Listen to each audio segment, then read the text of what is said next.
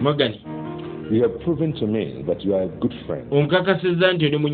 Remember, I promised you. Now, here is the appointment letter. Appointment letter to the Placid Insurance Regional Office. Accept the job, and you can book this course to start. Congratulations. Thank you very much. I so appreciate it.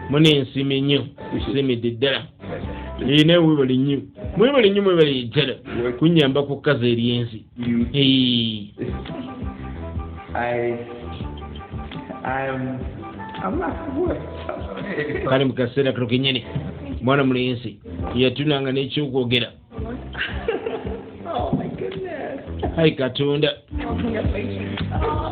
Kali kasera kali kanchawulo masakati gaabwe bombidi webatino basigala nene yakange tuse kuntano gw'engoma yaayo badde semukenga buli kyo natera bwete bwegense bwete badde broken affairs bwete bwegense bwete bwe badde natera kumata kumira mpeera.